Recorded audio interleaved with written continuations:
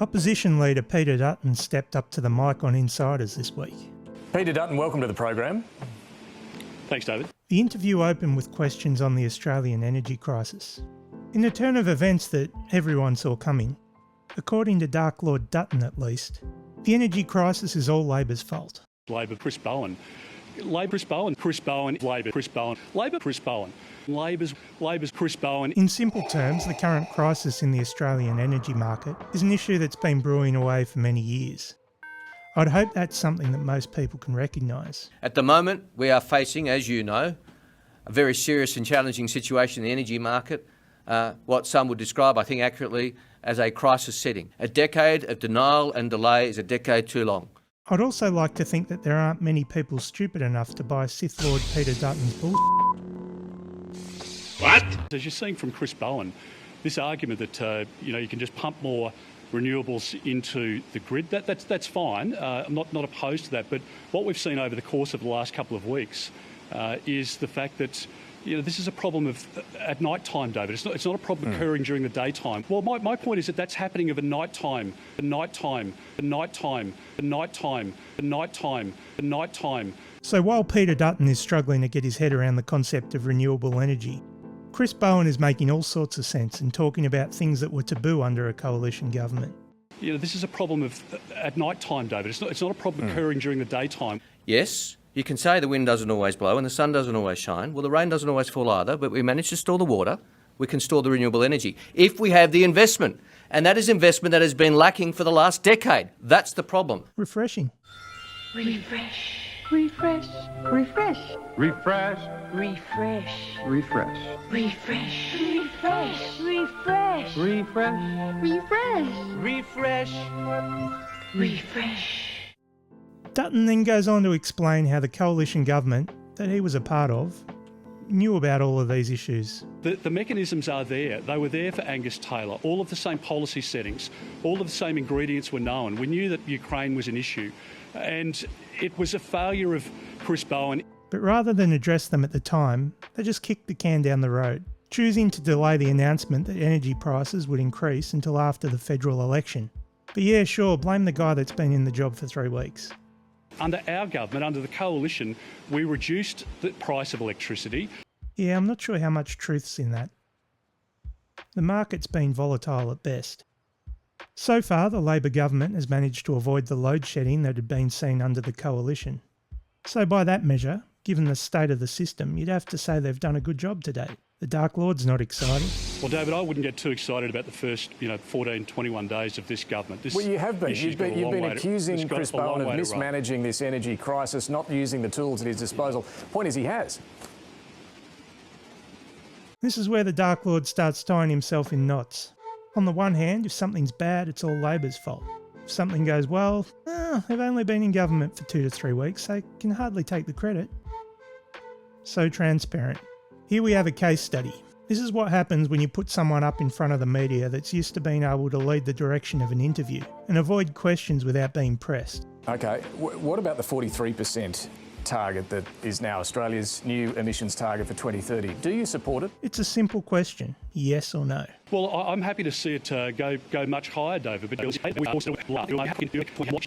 the target, do you support the target, the new target? Well, we'll see what the Labor Party puts forward. Well, they have. I'm happy for it they've to signed go. up. So do you support it? Well, let's see what they put forward, because they've got to negotiate with the Greens to get there, David. So this does have echoes of Julia. Well, no, they don't have to negotiate with the Greens. I mean, they've now signed up to a target. I'm just wondering whether you support it. No, our position is what we took to the election. We're not supporting legislation.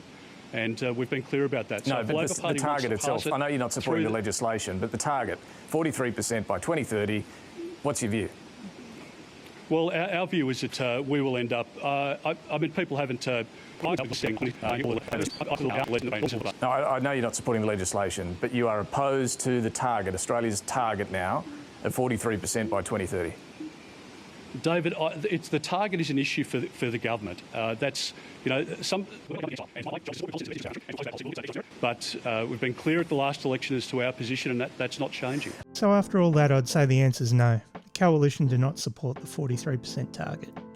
Here's another case study demonstrating the exact same thing. this time on submarines. You said you formed the judgment the US could provide 2 nuclear submarines to Australia by the end of the decade. Where did you get that idea from? But 2 subs from the US by the end of this decade? Have they said that anywhere? That's my judgment. As I said, I made a statement the other day. Well, based on my judgment of what I thought was possible for our country. The question here is whether you're using classified information to make this point. I know you've said you haven't. So where is this publicly available information that they can provide 2 nuclear subs by the end of the decade? David, in the article that I published in The Australian, I made it clear that I think this government is trying to crab walk away from the AUKUS deal. That's not what I asked, though. The question is where you got this information that you say is not classified, that the US can provide 2 nuclear submarines for Australia by the end of the decade. Well, David, I looked at the information which I had spoken about publicly before. I detailed that in my article to The Australian because I wanted to hear it. This is partly based on your conversations in Connecticut, is that right? Geez,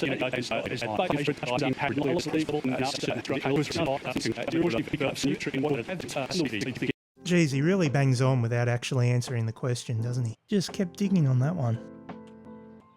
The response was so painful that even Samantha Madden had to call it out. He wasn't using classified information, he insists, but it sounds like part of this was based on conversations in Connecticut. Well, when one asks Mr. Dutton a question, and when one answers it by asking a different question, as he just did then, I think that tells you that he's a bit nervous about your question, doesn't it? I mean, you asked him a pretty straight question, and he started talking about something else. So it seems to me fairly self-evident that he's a little wonky on this issue of, you know, laying this all out in The Australian. It's a bit weird considering that Dutton's performance was fairly textbook for what we've come to expect from the Coalition's 9 years in power. To boil it all down, I'm not sure why media outlets like the ABC are giving the opposition talking heads so much airtime. It's almost like they can't get over the fact that the Coalition lost the election. With performances like this one though, the Coalition can expect to spend quite a bit of time in opposition. They've really got nothing to talk about other than to blame Labor for everything that's gone wrong with the country.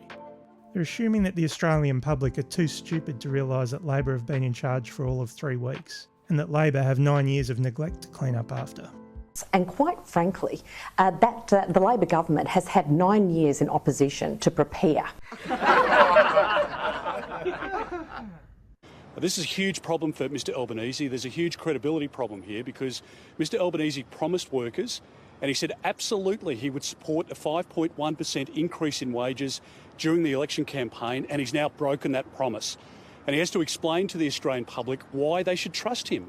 Why would people trust anything that Mr Albanese says when he looked down the barrel of the camera into the eyes of the Australian worker and said that he would support a 5.1% increase in wages, in their wages, and now he's doing the complete opposite. And at the heart of the election campaign, I was asked whether I would welcome a decision by the Fair Work Commission to increase the minimum wage by just $1.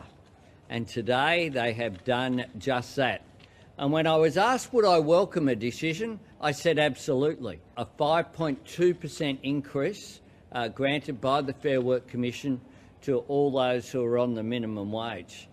And it justifies our position that we took in making a different submission to the Fair Work Commission that said we did not want people who are on the minimum wage to go backwards. And the Fair Work Commission, having assessed the impact on the economy, having made an assessment based upon all the submissions, has chosen 5.2%, which is why we didn't put a precise figure on it. We just said we didn't want people to go backwards. Mr Albanese promised workers, and he said absolutely he would support a 5.1% increase in wages during the election campaign, and he's now broken that promise.